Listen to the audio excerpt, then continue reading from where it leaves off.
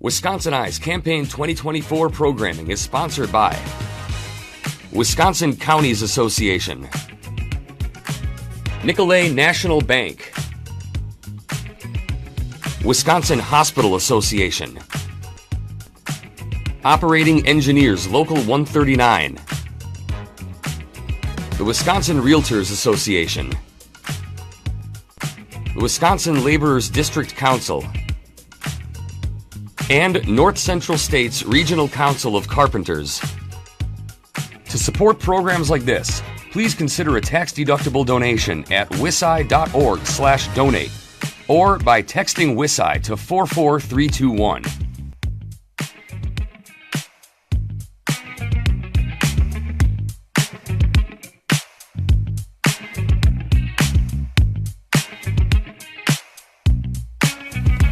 Senator Brad Pfaff of Onalaska is the incumbent Democratic candidate for the 32nd Senate District. The election is November 5th. Senator Pfaff, welcome to WisconsinEye. Well, thanks for having me. It's an honor. Thank you for participating in our candidate interviews. I'll start by asking you, what's your campaign's key message? Why are you running for re-election? Working class families. Making sure that we can continue to lower costs so our working parents and our working families have an opportunity to succeed. 4 key words drive my campaign, and that is hard work, freedom, and fairness. And every single day I get up and do my very best to make sure that my friends and neighbors, the people here in the 32nd Senate District, know that they got an advocate for them in Madison. So if you're reelected, what's an example of a bill that would be a priority for you to introduce? Well, without a doubt, we need to continue to invest in this economy. So I want to build out the supply chain. Wisconsin knows how to manufacture things. Our farmers know how to grow good, nutritious, healthy food. We need to continue to build out our agriculture supply chain, build out our manufacturing supply chain. We need to continue to roll up our sleeves and get to work and build this economy out so we can have our middle-class families have opportunities to succeed. So is there an example of legislation that does that you would be prioritizing? Well, we need to make sure that we have a more job training program, apprenticeship programs. We need workforce development, and we know how to do that in this state, but we need to get back to the basics and continue to do that. Well, as you know, if you're reelected, you're entering during a biennial budget year. Wisconsin projected to have more than a $3 billion surplus. What would be your top 2 priorities for use of that surplus funding? Middle class tax reform. I think the best place to start with that would be property tax relief. I've had legislation introduced this last legislative session to increase the homestead tax credit, so middle class working families would pay less on their property taxes. That's so very important. But we need to also invest in our child care infrastructure, because again, our working class families continue to pay high prices for child care if they get lucky enough to find child care. And I have child care deserts in this district, in western Monroe County, in Vernon County, even here in La Crosse County. People struggle to find affordable and accessible child care, and we need to get to work and build a public-private relationship there with our child care sector. K-12 education is a leading issue for many voters. What is your campaign's top priority for K-12 education? We have declining enrollments in these districts here in western Wisconsin.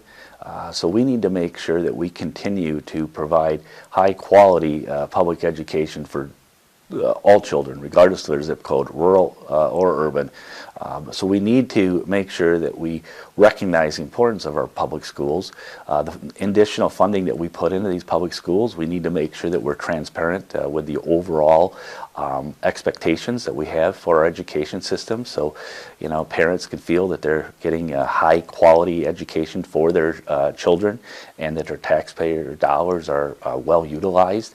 But we need to make sure that we continue to invest in public education.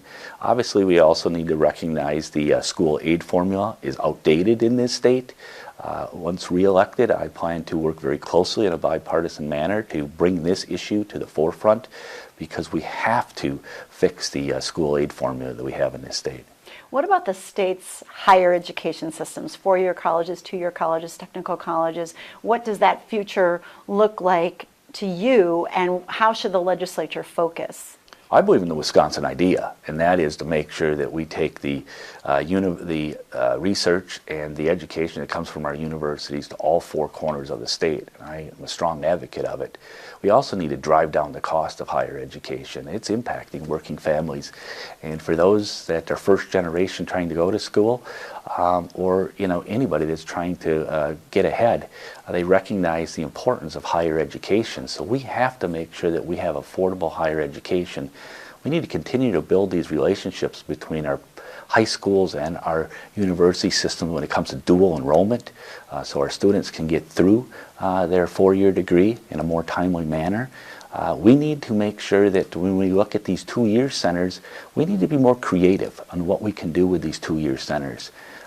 We need to think about what we can do for centers of manufacturing or centers of biotechnology. We need to be creative when it comes to these two-year centers that are strategically located around the state.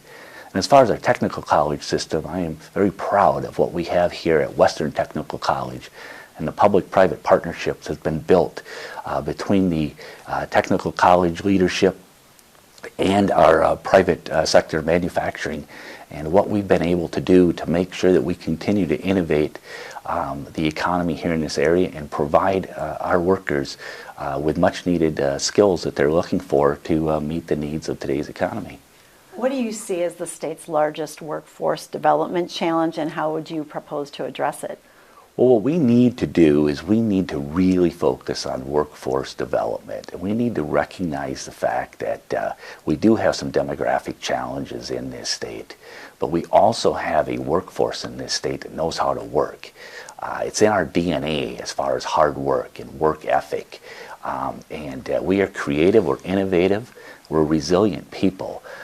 But we really need to have an all-hands-on-deck approach when it comes to workforce development and start beginning to think outside of the box on this. This is something that I continue to push leaders on both sides of the aisle to really take this serious.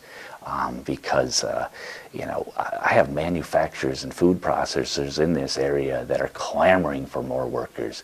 And we have workers in this area that are ready to roll up their sleeves and go to work. But the thing is the connection, when it comes to workforce development, more needs to be done there.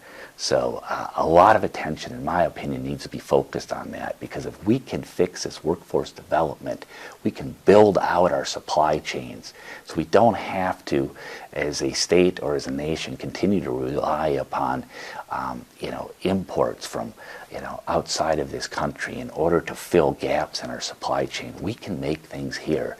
We just need to focus on workforce development. A few more workforce questions for you.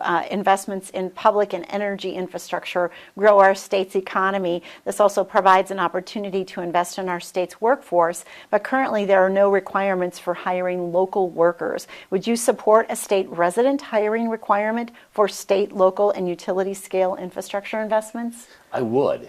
But I also firmly believe that we have to work hard when it comes to workforce development training.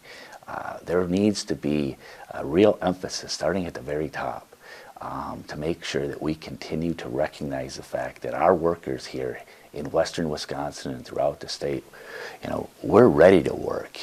We know we've got the work ethic. It's just continuing to help make sure that we've got the workforce development training and skills that are there. But yes, I do believe that if you invest locally, hire local workers, those local workers will then obviously invest locally as well, spend those dollars, and have that ripple effect through the economy, and that's so very important. Employee classification is an issue in the construction industry. Some employers misclassify workers as independent contractors or pay them in cash off the books. This lowers costs by avoiding payroll taxes and unemployment insurance, and it puts compliant companies at a disadvantage when bidding on projects. Plus, misclassified workers may be denied minimum wage protections or overtime pay. Is this an issue you're aware of, and what do you think should be done about it? Well, I am aware of it, and I do think there needs to, this is where we do need to make sure that, we weed out actors such as that. Because what that does is that has a dampening effect upon those employers and employees that are playing by the rules, and that's not correct. We need to continue to push our Department of DSPS, Department of Safety and Professional Services, but we also need to make sure that we have that communication with our local businesses as well, to make sure that recognizing that, especially when it comes to public dollars, that these public dollars for public projects, that there's not misclassification that's taking place. Moving on to housing. Yes. Affordable rental housing is an issue in Wisconsin. Some support government-imposed rent control to maintain affordability, while others argue keeping rent artificially low will decrease rental supply, resulting in increased prices. What is your sense of housing as an issue, and which best addresses rental housing affordability? Rent control, or building more rentals, or another solution? Well, we need to build more, without a doubt. And we have to work to make sure that we can get affordable housing, working with our realtors association as well as a builders association, continue to work with our local business community and our local units of government. We need to take a good look when it comes to zoning requirements as far as for lot sizes. We also need to make sure that we take a good look when it comes to what's happening with the supply chain as far as building supplies, as well as getting contractors on site in order to continue to develop and build housing projects. But I will say this, is that this is an extremely serious issue, though not just for first-time home buyers, but also for renters, but also figuring out what we can do when it comes to those individuals whose children have left home and may be in a house too big, or for those individuals that are seeking to move into senior living or another type of community living. What more can be done here, working in cooperation? And again, this is something where we need to have the private sector take the lead, but where government can provide assistance or recognize the fact if there is a regulation or a zoning law or something that's holding back progress. Let's recognize that, and let's do what we can in order to alleviate this situation. Transitioning to healthcare, medical systems are facing numerous headwinds in the form of inflation, workforce development, and issues around Medicare and Medicaid reimbursement, resulting in fewer services and, as you're aware, even the closure of a hospital system here in western Wisconsin. What would you do to preserve access to care and prevent future closures? Well, I think that you've addressed a very important situation, and that is when we look at healthcare, we have to look at the cost. We also have to make sure that we look at the accessibility. And, healthcare is so extremely important to all of us. My strong advice here on this is that, I have advocated in the past for a Badger Care expansion, and I will continue to advocate for that because I think that's good, not just for individuals, that's good for the state fiscal situation. I have also been a strong supporter of making sure that we can have greater reimbursements back to our rural hospitals and our clinics when it comes to Medicaid dollars. That's so very important. When we talk about workforce development, we need to look at what more that we can do when it comes to developing healthcare workers. And I have been a strong proponent working with the four-year university here in La Crosse, as well as with our technical college system and our two large hospital providers, Gunderson Bellin as well as Mayo, to make sure that we build out this healthcare infrastructure. It is so very important, but we can never lose sight of the fact that prescription drug prices are too high. We have to hold those pharmaceutical companies accountable, and there's absolutely no reason why, as a legislature, we have not capped the price of insulin at $35 a month. I do not understand that, and I will continue to advocate for that individual that has diabetes, because insulin was invented more than 100 years, discovered more than 100 years ago. Why this price is so high is just so disappointing. What about mental health care? Growing concern in Wisconsin. What are you hearing in your district, and what should be done to better the situation? Well, I will first of all say this. I was the Secretary of Agriculture in the state of Wisconsin in 2019, and I traveled this state, and I heard firsthand from family farmers and rural residents the issues of mental health. And frankly, I had the audacity to bring that before a legislature and say we need to do more. And rather than doing more, that legislature decided to remove me as Secretary of Agriculture. I'm proud to say that now I serve in that legislative body in the state Senate, and I continue to advocate for the needs. Is there a specific solution around this? What needs to happen is this, is that we need to continue to work with our healthcare providers. We need to continue to work with those that provide mental health assistance, but we need to also work with our education system and with our schools to make sure that they have the resources to work with and recognize an individual at the early stages. That is so very important. This is something where this really is where we can build peer counseling, and we can allow people to feel a little bit more comfortable in order to share their thoughts and their ideas of the various different anxieties or challenges that someone may be facing. What about abortion policy? How should Wisconsin move forward on the issue of abortion? We need to codify Roe v. Wade into state law. That's something that I have said over and over again. The government has no business being involved in anyone's personal health care decisions, especially when it comes to maternal health. I have been very clear on that. I think Wisconsin's 1849 law is we need to move beyond that. This is a state now that is well beyond where we were in 1849, and I do not believe that 1/2 of our state's population should have less rights today than they had 2 years ago. It's just wrong. What about transportation? What are the pressing transportation needs in this district, and how important are they that they are addressed, and for the state to keep on schedule with reconstruction of aging interstates and significant corridors of commerce? We definitely need to. This is a transportation district. We rely upon roads and bridges in order to make sure that we can get our products to market as farmers. We continue to rely upon a strong transportation system in order to make sure that we move our goods to the marketplace, and we also have the opportunity to connect communities with one another. I have been a strong advocate of making sure that we continue to invest in not just surface transportation, but also recognizing the purposes, multiple purposes of the Mississippi River. There's an awful lot of cargo that floats up and down that Mississippi River that we need to recognize its importance. And I will never forget the importance of the La Crosse Regional Airport as well. That is so very important to this business community, as well as to consumers that seek opportunities to visit their loved ones or go different places around the world, and they can fly right out of here, out of La Crosse. What about PFAS and other water contaminants? I know that's a growing concern for Wisconsinites and in this area. Do you see this as an important issue, and how should we be addressing it in the legislature? Well, I can't believe the legislature adjourned this legislative session without releasing the $125 million of much-needed PFAS assistance dollars. It's ridiculous. I have constituents of mine that live in the town of Campbell that have been drinking bottled water for over 3 years, but yet the legislature adjourns. I can't understand it at all.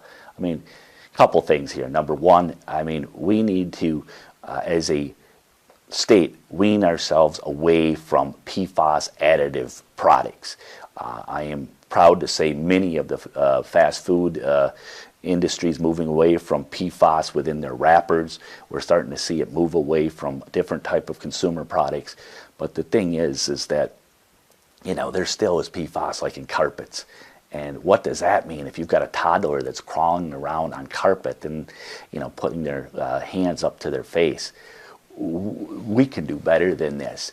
And so the state of Wisconsin, I mean, we need to make sure that, we continue to work, obviously, with research and development and what else is taking place within our public water systems. But also, the first thing we should have done is release this money for these residents that have been waiting much too long. It's a real disappointment, and I just can't believe that the legislature adjourned without releasing this money. That was the bare minimum that should have been done. We are down to our last two questions. How would you describe the leading differences between you and your opponent? My campaign has always been about bringing people together.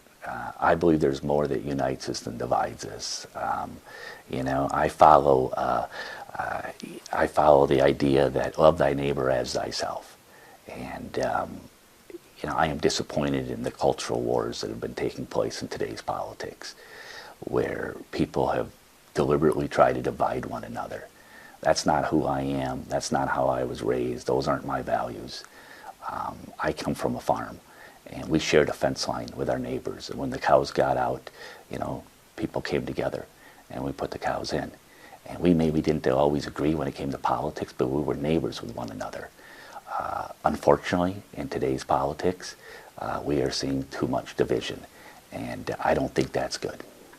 Last question. Let's say you're reelected and you get a magic wand you can use in the state capitol on one issue that brings all parties together. What is that issue? Well, I do believe that issue that brings us all together is a sense of community, and that is that continuing to build Wisconsin together, and that we need to invest in our rural communities. We need to invest in our public education system. We need to, again, find that Wisconsin spirit of moving together forward together. That's what I want to be able to do, and I believe the best way to do that is to invest in Wisconsin and in Wisconsin's people and Wisconsin's working families, and that's what I will continue to do. Well, Senator Brad Pfaff of Onalaska is the Democratic incumbent candidate for the 32nd Senate District. The election is November 5th. Senator Pfaff, thank you for talking with WisconsinEye. Thank you for giving me the opportunity. I appreciate it. This programming is brought to you by our generous sponsors. Thank you for watching.